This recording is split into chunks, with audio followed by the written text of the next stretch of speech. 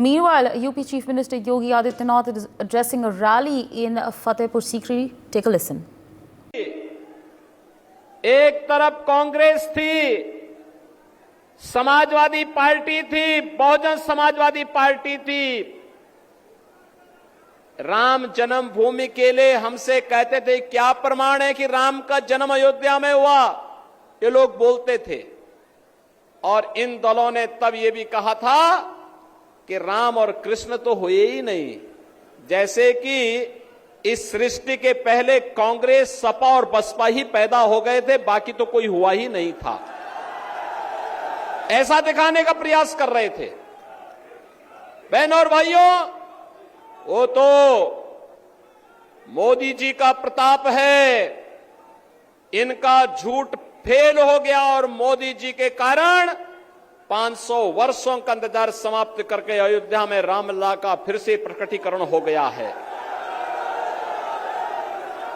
और अयोध्या में रामलला के भव्य मंदिर के शिलान्यास के लिए भी प्रधानमंत्री जी गए, प्राण प्रतिष्ठा के कार्यक्रम के लिए भी प्रधानमंत्री जी गए, और उस दिन का भी उनका वह भावुक चित्र देखा होगा आप सबने, जब सूर्य तिलक होते हुए प्रधानमंत्री जी भले ही अयोध्या में नहीं थे, उनका मन अयोध्या में था कि हमारे रामलला का भव्य मंदिर बनने के बाद 500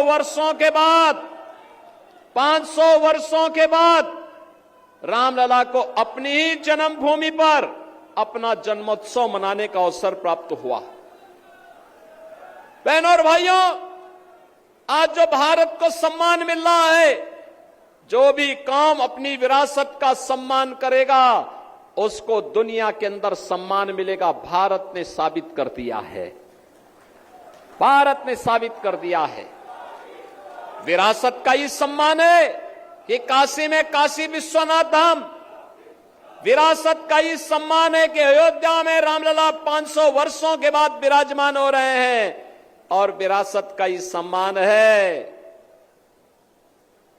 चौधरी चरण सिंह जी को भारत का सर्वोच्च नागरिक सम्मान भारत रत्न प्राप्त हुआ है। ये सभी मोदी जी के कारण। और बहनों और भाइयों, एक तरफ विरासत का सम्मान, दूसरी तरफ विकास के भी कार्य ऐसे, highway 4 lane, 6 lane, 12 lane, expressway, airport, defence corridor, और हर घर नल की योजना से लेकर के IIT, IIM, medical college, AIIMS जैसे संस्थान बन रहे हैं। गरीब कल्याणकारी योजनाओं की तो कोई सानी ही नहीं। आप सोचो, 1947 में भारत से बड़े दंभ के साथ पाकिस्तान अलग हुआ था। पाकिस्तान की कुल आबादी 23 से 24 करोड़,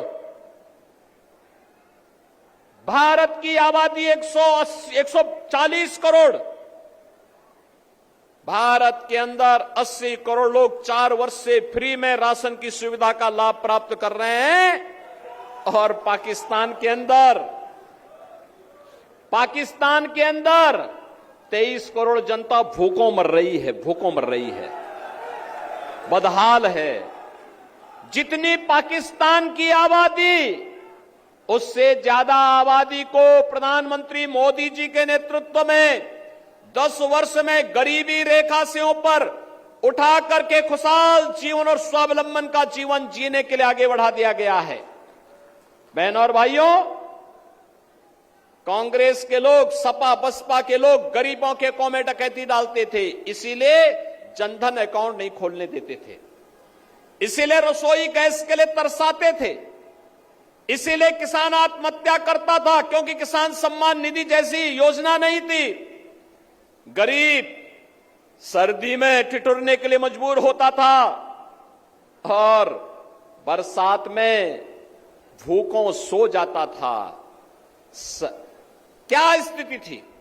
4 करोड़ गरीबों को मकान मिल गए, 12 करोड़ किसानों को किसान सम्मान निधि का लाभ मिल गया, 10 करोड़ गरीब परिवारों को उज्ज्वला योजना का रसोई गैस का कनेक्शन मिल गया।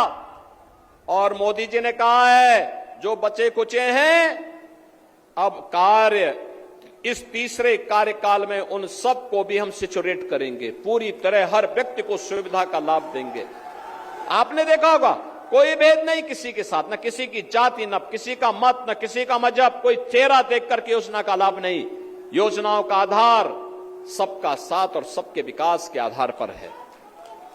बहनों और भाइयों, सुरक्षा सबको, सुविधा सबको, तुष्टीकरण किसी की नहीं, यह भारतीय जनता पार्टी का नारा है। और भारतीय जनता पार्टी इसी मुद्दे को लेकर के सरकार भी बनाती है और आपसे कहने के लिए भी इसीलिए आई है।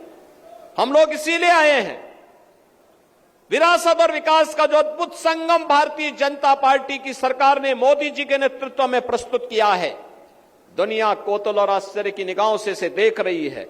और इसीलिए आज मैं आपके पास आया हूं आपसे कहने के लिए। बहनों और भाइयों, आज किसानों को जो सुविधाएं प्राप्त हो रही हैं, प्रधानमंत्री कृषि सिंचाई योजना, प्रधानमंत्री किसान बीमा योजना, प्रधानमंत्री किसान सम्मान निधि, इसके पीछे प्रधानमंत्री मोदी जी का नेतृत्व है, उनका मार्गदर्शन है। और पूरे देश के अंदर संगठन के माध्यम से इसको ले जाने का कोई काम कर रहा है, वह काम कर रहे हैं आपके सांसद राजकुमार चाहर, जो आपके लोकप्रिय सांसद हैं, क्योंकि वह किसान मोर्चा के भी राष्ट्रीय अध्यक्ष हैं। और इसीलिए बहनों और भाइयों, पूरे देश के अंदर वह कार्यक्रमों में, पार्टी के कार्यक्रमों में किसानों के मुद्दे को लेकर के पूरे देश के अंदर कार्य करते हैं।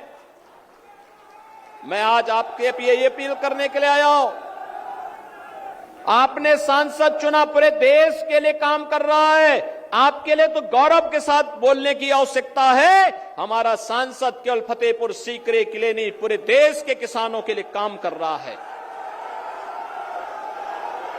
और इसीलिए मैं आपसे कहने के लिए आया हूं, आपका दायित्व बनता है, आपका दायित्व बनता है। अगर आप विरासत का सम्मान करते हैं तो जिन लोगों ने राम और कृष्ण पर प्रश्न खड़े किए थे, आज उनको वोट के लिए तरसा दीजिए, एक भी वोट नहीं मिलेगा उनको। जिन्होंने विकास की योजनाओं के लिए आपको तरसाया था, जिन्होंने गंगा जल के लिए आपको तरसाया था, उनको वोट के लिए तरसा दीजिए, कह दीजिए भाई नहीं। जब आपको मौका मिला तब तो आपने कुछ किया नहीं, जब मौका मिला ये माफिया और अपराधी को अपने गले का हार बना करके प्रदेश के व्यापारी और बेटी की सुरक्षा में सेंध लगा रहे थे ये लोग। कांग्रेस और सपा बसपा देख रहे हैं, सभी लोग माफिया की कब्र में जाकर के फतिया पड़ रहे हैं। इनको बोलो, इनको बोल दीजिए ये चुनाव से अच्छा वक्त नहीं। इनको बोलो कि जाओ, वोट तो कमल निशान को जाएगा, तुम लोगों को 5 साल की छुट्टी दे रहे हैं, फतिया पड़ो खूब। और इसीलिए हम लोग आए हैं आपसे कहने के लिए, बहनों और भाइयों, मोदी जी का तीसरा कार्यकाल भारत को आत्मनिर्भर भारत और विकसित भारत बनाएगा। विकसित भारत के लिए वोट भाजपा को चाहिए, आत्मनिर्भर भारत के लिए भाजपा को वोट चाहिए।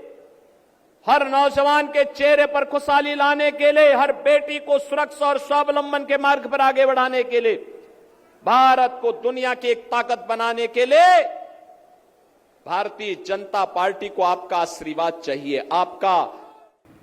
For more such videos, subscribe to the NewsX YouTube channel, hit the bell icon.